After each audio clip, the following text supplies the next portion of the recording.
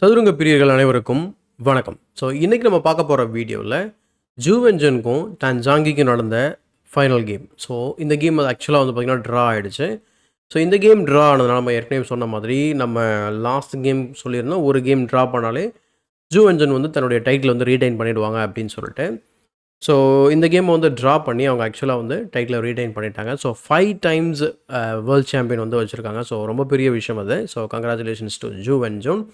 And இந்த கேம்குள்ளே போகிறதுக்கு முன்னாடி ஒரே ஒரு சின்ன குயிஸ் உங்களுக்கு என்ன அப்படின்னா, அந்த குயிஸ் என்ன அப்படின்னா, இதுக்கு முன்னாடி இருந்த விமென்ஸ் வேர்ல்ட் சாம்பியன் வந்து பார்த்திங்கன்னா 3 பேர் வந்து 5 தடவைக்கு மேலே வேர்ல்ட் சாம்பியன்ஷிப் வந்து வச்சுருக்காங்க. அது யார் யார் அப்படிங்கிறத கமெண்ட் செக்ஷனில் பதிவு பண்ணுங்கள்.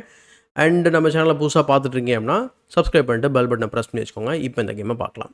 ஸோ இந்த கேமில் ஜூவென்ஜன் வந்து ஒயிட் பீஸ் வந்து ஹேண்டில் பண்ணுறாங்க. ஸோ ஆஸ் யூஷுவல் நம்ம இங்கே சிசிலியன் டிஃபென்ஸ் வந்து பார்க்குறோம். ஸோ லாஸ்ட் டைம் பார்த்த போலையே. ஸோ நைட் F3, பின் அதுக்கு நைட் C6. ஸோ இங்கே Rossolimo attack. So bishop B5, E6, castle பண்ணதுக்கப்புறம் நைட் G E7. ஸோ ஆக்சுவலாக நம்ம லாஸ்ட் கேமில் வந்து பான் டு D4 இந்த மாதிரி பார்த்தோம். பட் இங்கே rook E1, night to D4 threatening the bishop. So bishop வந்து பார்த்திங்கனாக்கா மூவ் பண்ணுறதுக்கு முன்னாடி நைட் ரைட் பண்ணிவிட்டு பானை டபுள் பண்ணி விடுறாங்க. பட் பெரிய விஷயம் கிடையாது, ஏன்னா அதை இவென்ச்சுவலி சேலஞ்ச் பண்ணி நம்ம பண்ணி தான் ஆகணும். ஸோ C3க்கு அப்புறம் A6, பிஷப்க்கு ஒரு கொஷின் மார்க்கு, பிஷப் வந்து F1க்கு வந்துடுது.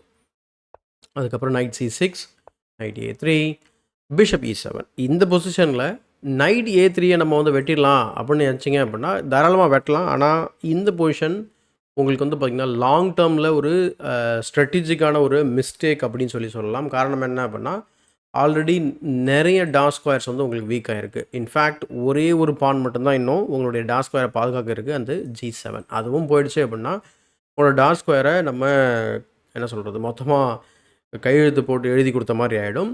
கம்பைன்டு வித் இந்த A3 மூவ் பண்ணிவிட்டு பிஷப் A3 போட்டோம் அப்படின்னா முடிஞ்சுது.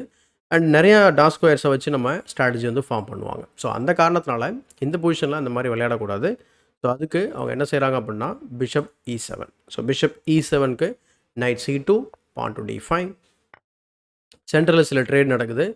ஸோ ட்ரேடு டெஃபினட்டாக யாருக்கு ஹெல்ப்ஃபுல்லாக இருக்கும்ன்றது உங்களுக்கே தெரியும். ஸோ ஜூவென்ஜனுக்கு டெஃபினட்டாக ஹெல்ப்ஃபுல்லாக இருக்கும். ஸோ D3, பின் அதுக்கப்புறம் E takes D3. இந்த பொசிஷனில் ரூக்கால் இங்கே வெட்டலாமா? ஸோ இந்த இடத்துல ரூக்கால் வெட்டலாமா அப்படிங்கிற ஒரு கேள்வி வரும். ஆனால் அப்படி பண்ணும்போது என்ன ஆகும் அப்படின்னா, பான் B5 விளையாடிட்டு பிஷப்பை ஃபியன்ஷூட் அவுட் பண்ணாங்க அப்படின்னா ரொம்ப வேகமாக இங்கே இருக்கக்கூடிய இந்த ஸ்கொயரை வந்து அவங்க ஒரு ஸ்ட்ராங்கான ஒரு ஹோல்டு வந்து க்ரியேட் பண்ண முடியும். ஸோ இப்படி பண்ணும்போது பிஷப் பேர் 2 பேர்கிட்டையும் இருந்தாலும் யார் முதல்ல அதை பெட்டராக வந்து யூஸ் பண்ண போகிறாங்க அப்படிங்கிறது ரொம்ப முக்கியம் இல்லையா? அதுக்கு ரூக் டெக்ஸ் E4 வந்து பிளாக்குக்கு வந்து ஹெல்ப் பண்ணுற மாதிரி ஆகிடும். ஸோ அதனால் D3, அதுக்கப்புறம் E takes D3. அதே போல் இந்த பொசிஷனில் குயின் இன்ட்டு D4 இது விளையாடலாமா அப்படின்னா தாராளமாக விளையாடலாம். இந்த நிலையில் ரூக் இன்ட்டு E4ஓ அல்லது D takes E4ஓ வந்து பார்த்திங்கன்னா ஓகே தான். இன்ஃபேக்ட் இது வந்து கொஞ்சம் ஒயிட்டுக்கு வந்து பெட்டர் மூவ், ஏன்னா ஆல்ரெடி ஒரு ஓப்பன் ஃபைலை வந்து அவங்க பிடிச்சி வச்சுருக்காங்க. So going back, E takes D3, அதுக்கப்புறம் பிஷப் டெக்ஸ் D3, கேசல் பண்ணதுக்கப்புறம் பிஷப் E4, பிஷப் E4க்கு அப்புறம் பிஷப் F6. ஸோ இந்த பானை வீக் பானை டார்கெட் பண்ண ஆரம்பிக்கிறாங்க. ஸோ அதுக்கப்புறம் டிஃபென்ஸ் பிஷப் E3, E6, பின் அதுக்கப்புறம் queen to B3.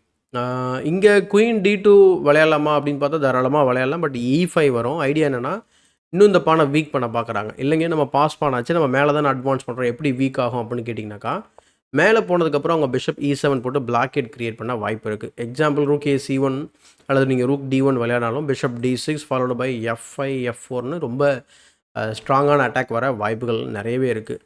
F5 and then actually E4. So நல்ல ஒரு பொசிஷனாக இருக்க வாய்ப்பு இருக்குது. ஸோ அந்த காரணத்தினால அவங்க என்ன பண்ணுறாங்க அப்படின்னா குயினை வந்து வக்கேட் பண்ணிட்டு ரூக்கை டைரெக்டாக கொண்டு வந்துடலாம் அப்படின்னு பார்க்குறாங்க. ஸோ டெம்பரரியாக ஒரு பானை வந்து கொடுக்குறாங்க, அதை பின்னில் போட்டு எடுக்க முயற்சி பண்ணுறாங்க. ஸோ வெட்டிடுறாங்க. வெட்டினதுக்கப்புறம் ஸோ சிம்பிளாக குயினை வச்சு அதை டபுள் அட்டாக் பண்ணுறாங்க. ரூக்கும் அட்டாக் பண்ணிகிட்ருக்கு. ஸோ பண்ணதுக்கப்புறம் குயினுக்கு ஒரு கொஷின் மார்க்கு. ஸோ ஆக்சுவலாக இதில் ஒர்க் பண்ணவே முடியாது. பிளாக்குக்கு வந்து இதை வச்சு நம்ம ஒர்க் பண்ணலாம் அப்படின்னா எதுவுமே கிடையாது. ஜஸ்ட் அவங்க ட்ரேட் தான் பண்ணுறாங்க. ஸோ சீரியஸ் ஆஃப் ட்ரேட்ஸ் நடக்குது.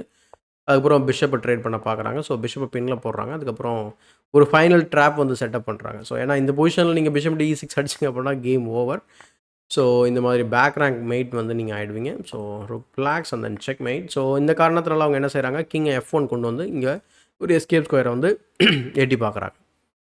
அதுக்கப்புறம் ரூக் D6, பின் அதுக்கப்புறம் bishop D6, rook into E6 விளையாடுறாங்க, ரூக் D8 செக் கொடுக்குறாங்க. ரூக்கை ட்ரேட் பண்ணதுக்கப்புறம் இந்த மாதிரி ஒரு பொசிஷன் நம்ம பார்க்குறோம். இன்ஃபேக்ட் இந்த பொசிஷனில் யாராவது பெட்டராக இருக்காங்களா அப்படின்னு பார்த்தா அது ஒயிட்டாக தான் இருக்கணும். ஏன்னா அவங்க தான் ரூக்கை வந்து ஆக்டிவாக வச்சுருக்காங்க. சரி ஓகே அப்படின்னு சொல்லிட்டு ஒரு B6 வந்து டிஃபெண்ட் பண்ணுறாங்க டான் ஜோங்கி. அதுக்கப்புறம் பான் டு G4. ஐடியா என்ன அப்படின்னா ஏதோ ரேண்டம் மூவ் அப்படிங்கிற மாதிரி தோணும் பார்க்குறதுக்கு விஷுவலாக. பட் ஜஸ்ட் G5 கூட போயிட்டு இந்த ஸ்கொயரை கிராம் பண்ண பார்க்குறாங்கன்னு கூட சொல்லலாம். ஸோ G4க்கு அப்புறம் கிங் வந்து F6 கொண்டு வராங்க. பின் அதுக்கப்புறம் ரூக் B7. ஸோ ரூக் எங்கேயும் போயிடாத அப்படின்றதுக்கு இந்த மூவ் வந்து வைக்கிறாங்க. பின் அதுக்கப்புறம் H5க்கு ஜஸ்ட்டு கேப்சர் பண்ணிடுறாங்க. ஒரு வீக்னஸ் க்ரியேட் ஆகுது. உடனே அதை டார்கெட் பண்ணுறதுக்கு முன்னாடி கிங்கை வந்து ப்ரொஃப்ளாக்டிக்காக மூவ் பண்ணிக்கிறாங்க. So king G6. பின் அதுக்கப்புறம் king G3, porn to F6, அதுக்கப்புறம் பான் to H4, king F5, rook H7. ஆக்சுவலாக பிளாக்கால் வந்து இங்கே ப்ரோக்ரஸே பண்ண முடியாது. ஓகே சரி ஓகேங்க, இது நம்ம வந்து ஃபர்தராக ஒரு 3 மூவ் ரிப்பீட் பண்ணி கேம் ட்ரா பண்ணியிருக்காங்க. பட் ஓகே, நம்ம இந்த மாதிரி உள்ளே போகிறதுக்கான வாய்ப்பு இருக்குமா அப்படின்னு பார்த்தா இந்த பொசிஷனில் B3 விளையாடணும். இந்த இதில் ஒரு இன்ஸ்ட்ரக்டிவ் மொமெண்ட் இருக்குது. என்னென்னா நீங்கள் A3க்கும் B3க்கும் என்ன வித்தியாசம்னு பார்த்துடலாம். இப்போ A3 விளையாடிங்க அப்படின்னு சொன்னால் இதில் பெரிய பிரச்சனை உங்களுக்கு. என்ன பெரிய பிரச்சனை அப்படின்னா இந்த ரூக்கை வந்து இங்கே டிஃபென்ஸில் இருக்குன்னு நம்ம பார்த்துட்டு இருக்கோம். பட் இங்கே செக் வந்து கொடுத்து கிங் எக்ஸ்போஸ்டாக இருக்கிறதுனால ரூக்கு D3யில் போட்டு செக்கு கொடுக்க முடியும். நீங்கள் வந்து கிங்கால் F3 விளையாடினாலோ இல்லை கிங்கை மூவ் பண்ணாலோ லெட்ஸ் சே F3ன்னு வச்சுக்கோங்களேன். தென் ரூக் B3. இப்போ நம்ம டிஃபென்ஸும் பண்ணுறோம் ப்ளஸ் இந்த பானும் ட்ராப் ஆக போகுது. இன்ஃபேக்ட் இந்த பொசிஷன் கொஞ்சம் பிளாக்குக்கு சான்ஸ் அதிகமாக இருக்கும். ஸோ இந்த மாதிரி சான்ஸ் கூட கொடுக்கக்கூடாது. ஸோ அதனால் அவங்க என்ன பண்ணுறாங்க அப்படின்னா ஆக்சுவலாக ரூக் D6 விளையாடினா A3 இருக்குது, சாரி B3 இருக்குது, A3 ஆடக்கூடாதுன்றது தான் இங்கே இருக்கக்கூடிய ஒரு டிஸ்கஷன். பின் அதுக்கப்புறம் இந்த மாதிரி 3 டைம்ஸ் வந்து ரிப்பீட் பண்ணி கேமை வந்து ட்ரா பண்ணிடுறாங்க. ஸோ ஜூ வென்ஜுன் வந்து 5 டைம் ஆர் 5th டைம் வந்து பார்த்திங்கன்னா வேர்ல்டு சாம்பியன் ஆகிறாங்க. ஸோ இங்கே டான் ஜோங்கி வந்து முடிஞ்ச அளவுக்கு ட்ரை பண்ணாங்க.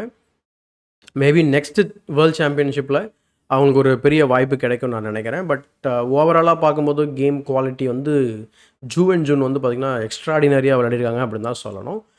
ஸோ இதோட நமக்கு வந்து விமென்ஸ் வேர்ல்டு சாம்பியன்ஷிப் வந்து முடியுது. இதுக்கப்புறம் நம்ம கரண்ட் ஈவெண்ட்ஸ் ஏதாவது இருந்தால் நம்ம வந்து கவர் பண்ணுவோம். ப்ளஸ் இப்போது இன்னொரு விஷயம், நம்ம சப்ஸ்கிரைபர்ஸ் கேமும் கொஞ்சம் பெண்டிங்கில் இருக்குது. அதுவும் நான் வந்து கண்டினியூ பண்ணுறேன். அண்ட் இன்னொரு விஷயம் வந்து பார்த்திங்கன்னா ட்ரிக்ஸ் அண்ட் ட்ராப்ஸ். ஸோ இது வந்து நிறைய பேர் வந்து பார்த்திங்கன்னா ரொம்ப விரும்புவீங்க. நம்ம எல்லா வீடியோ எடுத்து பார்க்கும்போது இந்த ட்ரிக்ஸ் அண்ட் ட்ராப்ஸ் வீடியோ தான் நிறைய வியூஸ் போயிருக்கு. அதனால் அதை நம்ம வந்து கொஞ்சம் ரெஸ்யூம் பண்ணலாம் அப்படின்னு சொல்ல முடிவு பண்ணியிருக்கேன். ப்ளஸ் ஓப்பனிங்கும் நான் வந்து கவர் பண்ண போகிறேன். அதை கொஞ்சம் ஒரு புது முறையான ஒரு வீடியோவில் வந்து நான் வந்து ட்ரை பண்ணலான்னு இருக்கேன். ஸோ எப்படி இருக்குன்னு சொல்லி நம்ம பார்ப்போம். ஸோ இந்த வீடியோ பிடிச்சது லைக் பண்ணுங்க, மறக்காமல் தமிழ் செஸ் சேனலை சப்ஸ்கிரைப் பண்ணி வச்சுக்கோங்க. ஸோ இது ஏன் வந்து ட்ரானா ரிப்பீட் பண்ணி ட்ரா பண்ணிட்டாங்க, அது ஃபர்தராக ப்ரோக்ரஸும் பண்ண முடியாது. ஸோ அதை நான் சொல்லிடுறேன். ஸோ இதே போல் ஒரு பயனுள்ள வீடியோவுடன் உங்களை சந்திக்கும் வரை உங்களிடம் இந்த விடைபெறுவது உங்கள் சதுரங்க சாணக்கியன்.